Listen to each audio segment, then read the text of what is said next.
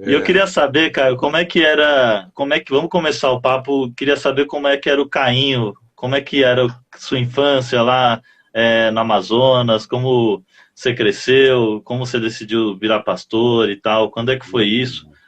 Conta um pouco pra gente. Rapaz, essa é uma história tão longa que eu escrevi um livro chamado Confissões de um Pastor, de quase 500 páginas, para contar sucintamente essa história. Tive que deixar de fora um bocado de coisas e quando eu levei para minha editora, que era a Luciana Vilas Boas, lá na editora Record, que ela pegou o livro, ela falou, pastor, a gente ainda vai ter que... Eu levei com 700 páginas, resumindo. Aí ela falou, a gente vai ter que tirar umas 300 páginas daqui. Ai, que dor! E voltei para casa e comecei a cortar, editar, tirar histórias. Mas a minha vida até o dia de hoje tem sido extraordinária, sabe? A minha infância foi maravilhosa, foi surpreendente, foi diferente, foi fantasiosa praticamente. Uma criança que andava nos barcos, andava de avião que pousava na água, em vários lugares da Amazônia, que atravessava rios de canoinha, em casquinho, que pescava desde pequeno, que ia com meu pai para lugares que ninguém ia. Então era fascinante, ouvia histórias, via coisas acontecerem, chegava a ficar, às vezes, quase um mês dentro de um barco, subindo o Rio Solimões, depois descendo, entrando nos Paranás, e as noites eram todas muito mágicas. O lugar Gostoso. onde eu morava era fascinante. Tinha minha casa virada para uma rua e para outra rua o casarão dos meus avós, que tinha sido um hospital inglês, construído pelos ingleses, com aquelas pedras inglesas, com trilhos ingleses, aquele jeito inglês de fazer as coisas. Então, e entre nós o quintal, com mais de 40 árvores frutíferas diferentes. Você subia e comia fruta na árvore. O Era quase o porão da Éden. casa da minha avó era uma fascinação imenso, cheio de histórias. E a minha família, nós não tínhamos televisão. Eu fui assistir televisão pela primeira vez com 11 anos de idade. Nós tínhamos histórias, toda noite, muita história. Tinha um tio também que nos gravava, nos filmava e revelava no laboratório dele, no porão da casa da minha avó, que poderia caber muita coisa, mais de uma emissora de TV de tão grande que ele era, assim, para caber de estúdios e tudo mais. Ele tinha lá um Você lembra que cantinho. câmera era essa? Não lembro da câmera, eu me lembro, eu consigo vê-la bem aqui, diante dos meus olhos, mas não consigo te dizer a marca dela e a procedência exata.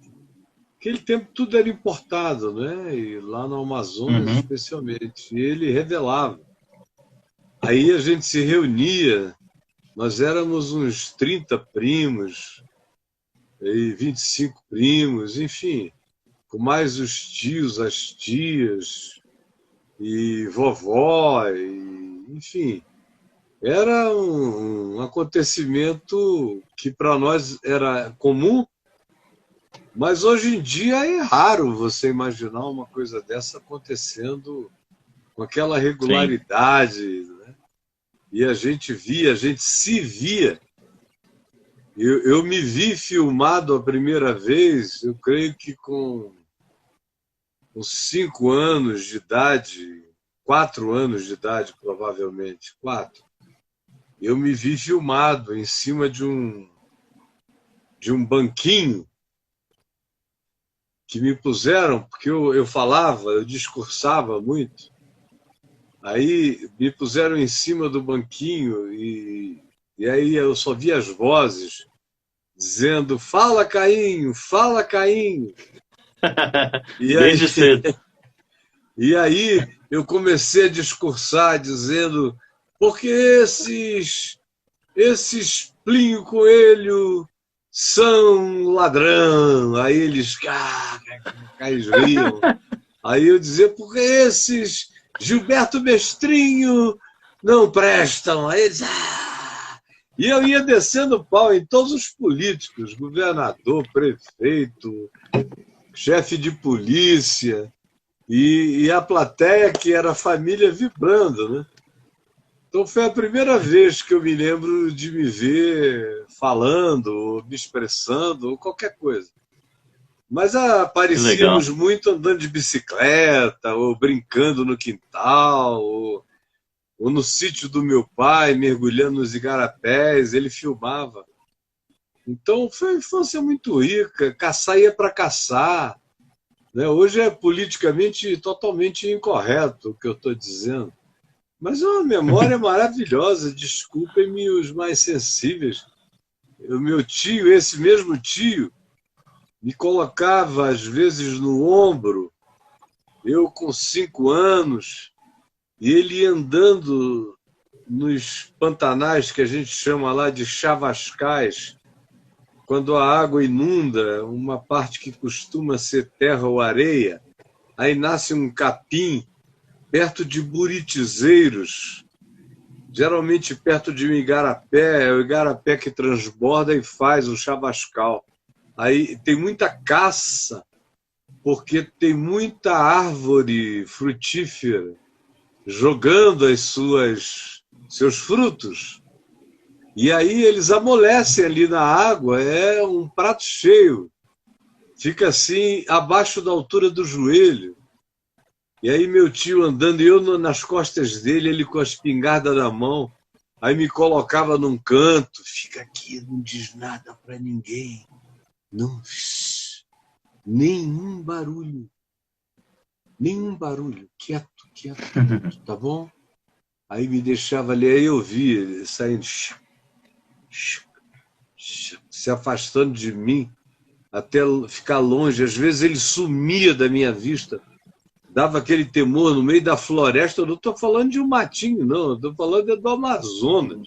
Da Amazônia. Do Amazonas, dava assim aquele E não era temor, né? desmatado como é hoje, né? Não, não, e hoje ainda não é desmatado, hoje só 20%, graças a Deus, da floresta é que sofreu isso, que é uma coisa horrorosa, não Sim. precisava. Mas naquele tempo não tinha nem essa estatística, isso não existia. Não tinha trator derrubando árvore, não tinha serra derrubando árvore. A árvore era derrubada no machado, e só quando ela já estava para cair. Quando ela começava a significar uma ameaça, o pessoal cortava. Fazia lenha para alimentar fogo, para outros serviços. Então, aquilo era muito lindo, dormir em flutuantes pela beira do rio. Aí, de repente, veio o golpe militar, 64, março de 64. Eu tinha acabado de fazer 9 anos. Veio a chamada Revolução Militar, que virou um golpe logo a seguir. A Revolução já era um golpe, mas houve um golpe dentro do golpe. Porque eles disseram que iam ficar um tempinho curto, 2 anos, e que iriam Quando chamar viu. eleições gerais. Aí o Castelo Branco passou o bastão definitivamente para o Costa e Silva, e aí começou o golpe declarado mesmo. Né? E aí isso já tinha atingido desde 64, atingido meu pai frontalmente. Porque meu pai era advogado desses caras todos que eu, em cima do tamborete, em cima do banco, dizia que era ladrão, que não prestava, que não sei o que e tal. Meu pai advogava para todos eles. A Uhum. banca advocatícia, advocacional do meu pai era a maior do estado. Então ele advogava para todos os senadores, para tudo que é deputado federal, para os governadores, prefeitos, para empresários, industriais, enfim. Então, ele tinha uma coisa muito ampla. E, além disso, ele era um empreendedor. Papai não se satisfazia com o sucesso advocatício de jeito nenhum. Ele empreendia muito.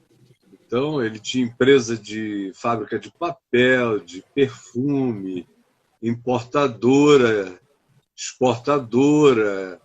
Ele ganhou o primeiro canal de televisão, montou a emissora inteira, ia botar o canal no ar um mês ou dois depois do golpe militar. Então ele perdeu tudo que ele investiu naquele canal, ele perdeu o canal, como perdeu as concessões. Ele tinha concessão de exploração de ouro em Parauari. Só estou falando de coisas politicamente incorretas, né? Sim. E aí era uma mina de ouro extraordinária.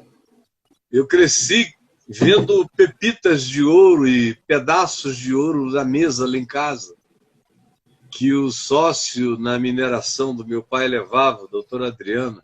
Então, eu cresci com tudo, cresci com o paralelismo de 6 anos de idade para frente, de saber que meu pai tinha uma amante, que era uma Marilyn Monroe da cidade, uma loura da cintura fina, daquela violonada linda, extraordinária, coxa macia. E aí, quando meu pai me levou para conhecê-la, eu devia ter uns 7 anos. Eu acompanhava a mamãe sofrendo, eu com a mamãe chorando. Naquele tempo não existia divórcio, só desquite. E a mamãe chorava e queria se separar. A minha avó dizia para ela não se separar, que Deus iria trazer uma solução. Minha avó, assim, aquela Olha isso. presbiteriana ali, com o joelho no chão e dizendo para minha mãe orar. E mamãe dizia, orar o quê? Ele está lá na casa dela. E mamãe me botava dentro do carro, me levava até a porta, eu via. Aí ficava aquele constrangimento, porque eu era apaixonado pelo papai. Papai era um homem bom, maravilhoso, mas estava cheio de tesão por aquela mulher gostosa. Aí eu olhava para minha mãe, era minha mãe, uma santa de Deus, meu Deus, sofrendo. Que coisa mais ambivalente, que sentimentos mais ambíguos e paradoxais se instalaram em mim. Eu convivi com isso 6 anos. Com quantos anos você Eu fiquei começou a sabendo conviver? com 6 e isso só terminou quando eu tinha 12, mais ou menos. Só terminou em Copacabana, depois do golpe militar.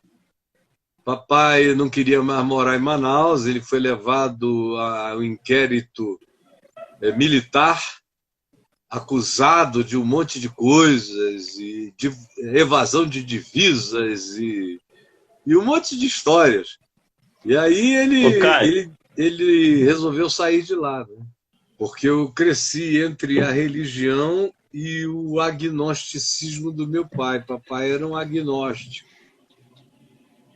inteligentíssimo, brilhante, muito culto, muita cultura, com uma verbosidade de comunicação linguística extraordinária, com recursos variados, falava inglês, lia em latim fluentemente, entendia outras línguas, outras coisas, e tinha tido uma cultura clássica, universal, filho de um homem muito culto, que foi o meu avô, que foi governador, vice-governador, foi presidente da Assembleia Legislativa há muitos anos, e era um farmacêuta, e com uma formação polimorfa. Então, eu cresci aí, entre mamãe e vovó, presbiterianas, e olha, Deus, Deus, Deus, era aqui. De outro lado, meu pai dizendo a vida é bela, olha que coisa mais linda, mais cheia de graça. E olha a natureza, olha o sol, olha quanto... Minha avó era filha de caboclos com índios, então ela que me deu toda a minha olfatividade, todas as coisas que ela provocou em mim, a minha criação inteira com ela. Me acordava às 4h30 da manhã para eu ver o sol nascer, para sentir cheiro de planta, para colher planta no pé, fruta no pé, para alimentar as galinhas, os patos e não sei o que, a minha avó. Que legal. Mas o papai me levava para a mata, me levava para as viagens, me levava para os confins da terra. E ele era fascinante. Então eu cresci no meio dessa ambivalência, fiquei 6 anos no meio dessa história, com a amante dele lá. E eu cheguei a ir na casa dela algumas vezes, brincar com 2 filhas que ela tinha. Que quando eu fiquei um pouco fiquei jovem, com 16 anos, e voltei para lá, com 15, uma delas quis me pegar violentamente, né? Ficar comigo de qualquer jeito, mas eu tinha um compromisso difícil de explicar com a minha mãe em relação ao fato de que isso não iria acontecer na vida dela 2 vezes. Do meu pai pegar a mãe da menina e eu pegar a filha dela, embora ela fosse uma loura também deslumbrante. E eu disse não, não, não e acabou.